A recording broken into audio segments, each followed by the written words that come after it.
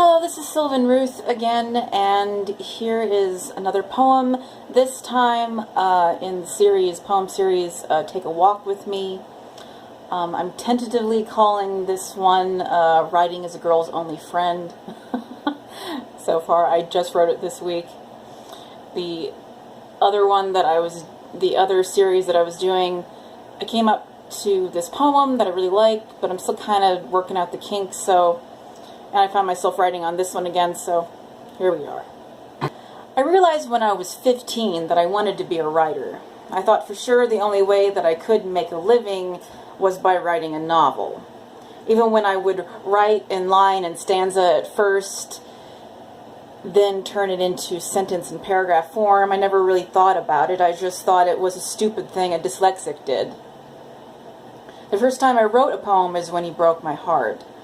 4 years later. I drew a picture with it too. It was called Dante's Delight. No matter how much I hurt or cry, no matter how deep or wide the river of my tears, he just keeps coming to hurt me, even in every way possible.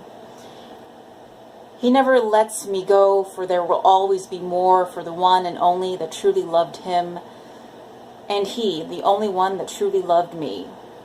Or so I thought, because no matter how much I try, no matter how hungry I get, no matter how tired I am of crying, he will never let me rest, he will never let me go, for this is Dante's Delight.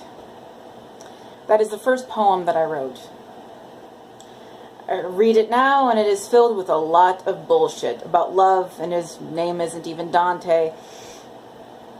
But I needed it then. I would read and reread it every time some pain lessened. So when summer rolled around, I was left with my thoughts. I started writing my story into the story I started 4 years prior.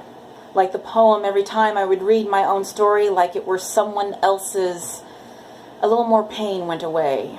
I struggled with writing, not realizing what I could do with poetry until nearly a decade later. But first, I went through so many nights crying myself to sleep, thinking I would never be a writer, that I had no business writing. After sleep led my tears to run dry, I would wake up with another story running through my mind again. Despite my pain, I was determined to move forward with foolish dreams of writing, no matter how alone I felt. In fact, I began becoming comfortable and lonely. As I was going to school, I wouldn't hang out with friends. On the weekends, I would write instead. That's the end of that one. If you guys are curious about my work or anything else that I do, check out the links below, and I will see you guys tomorrow. Or next week. Bye-bye.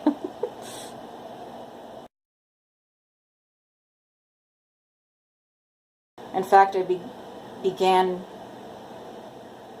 thought I deleted that. Oh.